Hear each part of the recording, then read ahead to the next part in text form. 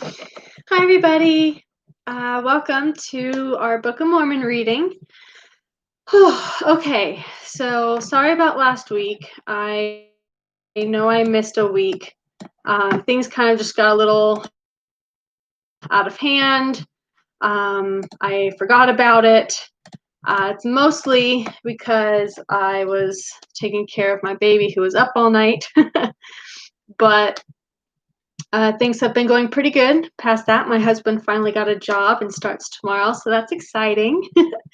Okay, so for those who have been following this, it's on my other channel, SKT Productions, but I decided to move it over to this channel. So if you want to see our Book of Mormon readings of First Nephi chapters 1, well, from all the beginning of the Book of Mormon to First Nephi chapter 7, that will be on my other channel of SKT Productions.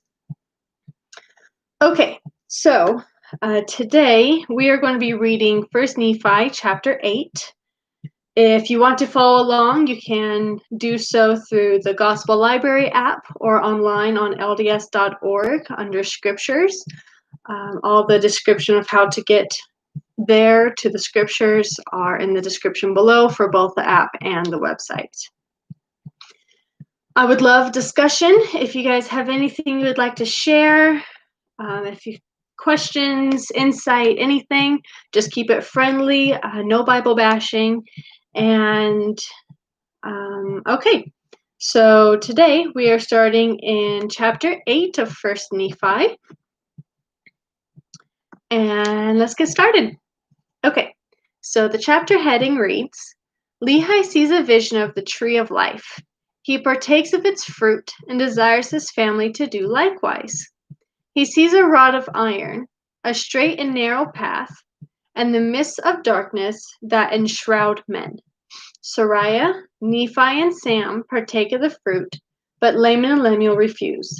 It's about 600 to 592 before Christ, BC. All right, verse 1. And it came to pass that we had gathered together all manner of seeds of every kind, both of grain of every kind, and also of the seeds of fruit of every kind. Food storage. And it came to pass that while my father tarried in the wilderness, he spake unto us, saying, Behold, I have dreamed a dream. Or, in other words, I have seen a vision. And behold, because of the thing which I have seen, I have reason to rejoice in the Lord, because of Nephi and also of Sam. For I have reason to suppose that they, and also many of their seed, will be saved. When they say seed, recognize that they mean their posterity, their children, grandchildren, and so forth. Verse 4. But behold, Laman and Lemuel, I fear exceedingly because of you. For behold, methought I saw in my dream a dark and dreary wilderness. Yikes. And it came to pass that I saw a man, and he was dressed in a white robe, and he came and stood before me. And it came to pass that he spake unto me, and bade me follow him. And it came to pass that as I followed him, I beheld myself that I was in a dark and dreary waste. And after I had traveled for the space of many hours in darkness, I began to pray unto the Lord that he would have mercy on me, according to the multitude of his tender mercies. So he was getting scared. He was in a very uncomfortable setting, and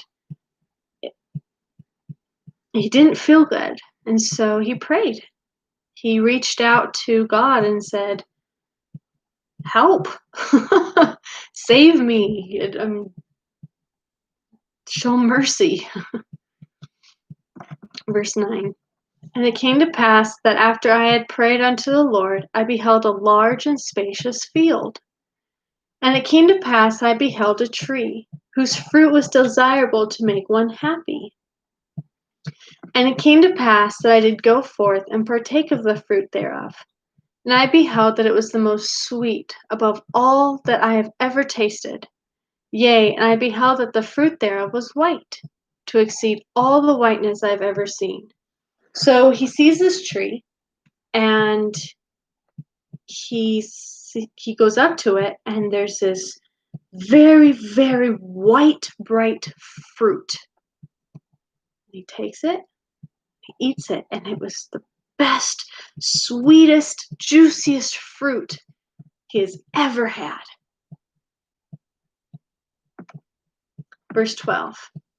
And as I partook of the fruit thereof, it filled my soul with exceedingly great joy. Wherefore I began to be desirous that my family should partake of it also, for I knew that it was desirable above all other fruits.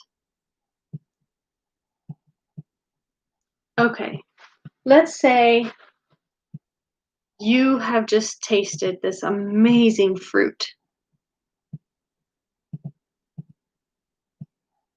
You're excited about it. You're, yes, this is the best fruit. Hey, try this. This is so good. You're going to want to share it with your friends, with your family. This is the best fruit ever. Of course you're going to want to share it. That's what he's feeling like. He wants his family to taste this amazing fruit that he discovered. Verse 13. And as I cast my eyes round, And as I cast my eyes round about, that perhaps I might discover my family also, I beheld a river of water, and it ran along, and it was near the tree of which I was partaking the fruit. So he looks over and he sees this river, and it was near the tree.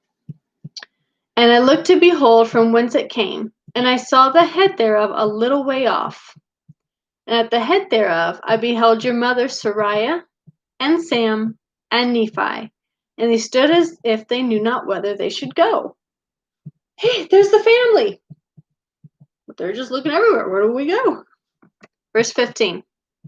And it came to pass that I beckoned unto them, and I also did say unto them with a loud voice that they should come unto me, and partake of the fruit, which was desirable above all other fruit. And it came to pass that they did come unto me, and partake of the fruit also. And it came to pass that I was desirous that Laman and Lemuel should come, and partake of the fruit also. Wherefore I cast mine eyes towards the head of the river, that perhaps I might see them. And it came to pass that I saw them, but they would not come unto me and partake of the fruit. And I beheld a rod of iron, and they extended along the bank of the river, and led to the tree by which I stood. So he sees his family, and half of them come and partake of the fruit. But then there's Laman and Lemuel. He's like, hey guys, come try this. And they're like, no, I don't think so. And they don't come. And as Lehi looks in another direction, he sees this rod of iron. It's kind of like a railing that, is made of iron, an iron rod. And it's just kind of trailing along the bank of the river. And it led straight to the tree. Verse 20. And I also beheld a straight and narrow path, which came along by the rod of iron, even to the tree by which I stood, and also led by the head of the fountain unto a large and spacious field, as if it had been a world. And I saw numberless concourses of people, many of whom were pressing forward, that they might obtain the path which led unto the tree by which I stood. And it came to pass that they did come forth and commence in the path which led to the tree. So this rod is along this path. So again, it's like a railing that while they're walking on this path, they hold onto the rod to get to the tree. And after the majority of his family came and partook, he looks around and he sees all these different people that have taken hold of the iron rod and are headed towards the tree to partake of the fruit. And verse 23. And it came to pass that there arose a mist of darkness, yea, even an exceedingly great mist of darkness, insomuch that they who had commenced in the path did lose their way, that they wandered off and were lost. So those who would not partake or take hold of the iron rod wandered off into the midst of darkness, and they got lost. Verse 24. And it came to pass that I beheld others pressing forward, and they came forth and caught hold of the iron rod, or the rod of iron. And they did press forward through the midst of darkness, clinging. It didn't just say holding, it said clinging to the rod of iron, even until they did come forth and partake of the fruit of the tree. This was so important to them that they didn't just hold on to it, they clinged onto that rod of iron. It was so important to them, don't give up. It's kind of like relating to our world, don't give up. There's going to be so many different challenges, so many versions of mists of darkness in our world. But if you hold on to that iron rod, like your testimony, your faith, and all the gospel and teachings of Christ, you're going to make it to the tree, or you're going to make it through life, or so forth. Verse 25. And after they had partaken of the fruit of the tree, they did cast their eyes about as if they were ashamed. So they partake of the fruit, and then, it tasted good, but they felt ashamed. Like, why did I do that? Verse 26. I also cast my eyes round about, and beheld on the other side of the river of water a great and spacious building, and it stood as it were in the air, high above the earth. And it was filled with people, both old and young, both male and female, and their manner of dress was exceedingly fine. And they were in the attitude of mocking and pointing their fingers towards those who had come at and were partaking of the fruit. And after they had tasted of the fruit, they were ashamed, because of those that were scoffing at them, and they fell away into forbidden paths and were lost. So these people who have come and partaken of the fruit, they look over, and people in this big building, all fancy, those crazy people, what are they doing? Pointing, laughing, scoffing, mimicking, all the stuff that is just embarrassing, and they look over and they're like, oh, okay. It's just kind of like that awkward, well, what do I do now kind of thing. And they're ashamed of what they did because they let those people determine how they feel and what they should be doing. And they walked off into the darkness and got lost. It's kind of sad if you think about it. Verse 29. And after they had tasted of the fruit, they were ashamed because of those that were scoffing at them, and they fell away into forbidden paths and were lost. And now I, Nephi, do not speak all the words of my father. But to be short in writing, behold, he saw other multitudes pressing forward, and they came and caught hold of the end of the rod of iron, and they did press their way forward, continually holding fast to the iron rod, until they came forth and fell down and partook of the fruit of the tree. And he also saw other multitudes feeling their way towards that great and spacious building. And it came to pass that many were drowned in the depths of the fountain, and many were lost from his view, wandering in strange roads. And great was the multitude that did enter into the strange building. And after they did enter into that building, they did point the finger of scorn at me, and those who were partaking of the fruit also, but we heeded them not.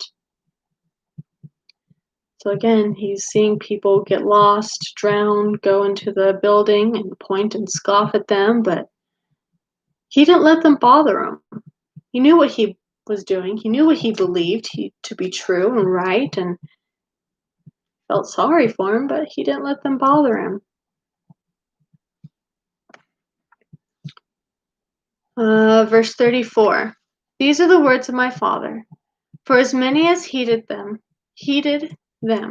had fallen away. And Laman and Lemuel partook not of the fruit, said my father. And it came to pass, after my father had spoken all the words of his dream or vision, which were many, he said unto us, because of these things which he saw in the vision, he exceedingly feared for Laman and Lemuel. Yea, he feared lest they should be cast off from the presence of the Lord. And he did exhort them with all the feeling of a tender parent, that they would hearken to his words, that perhaps the Lord would be merciful unto them, and not cast them off. Yea, my father did preach unto them. And after he had preached unto them, and also prophesied unto them of many things, he bade them to keep the commandments of the Lord, and he did cease speaking unto them.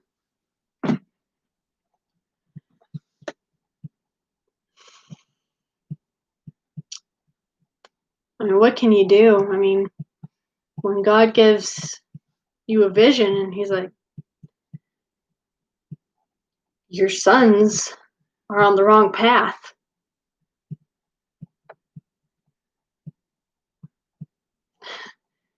As a parent, you're like, those are my kids. You go and you tell whatever and everything that you can to try and help them, because you, as a parent, you want what's best for your kids. So you go and you talk to them. You try.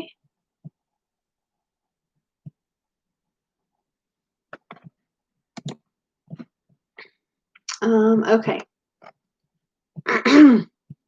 We're going into chapter 9. It's a very short chapter. All right. But it'll be the last one for today. All right, chapter 9. Chapter heading reads, Nephi makes 2 sets of records. Each is called the Plates of Nephi. The larger plates contain a secular history. The smaller ones deal primarily with sacred things. Again, it's about 600 to 592 BC. All right, verse 1. And all these things did my father see and hear and speak as he dwelt in a tent in the valley of Lemuel, and also a great many more things which cannot be written upon these plates. And now as I have spoken concerning these plates, behold, they are not the plates which I make a full account of the history of my people. For the plates upon which I make a full account of my people, I have given the name of Nephi. Wherefore they are called the Plates of Nephi, after mine own name, and these plates also are called the Plates of Nephi.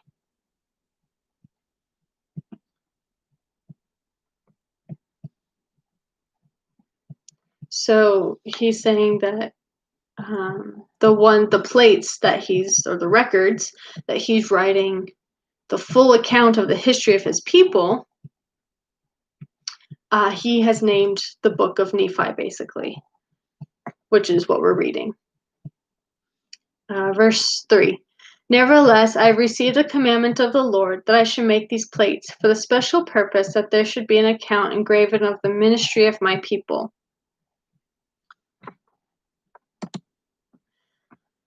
There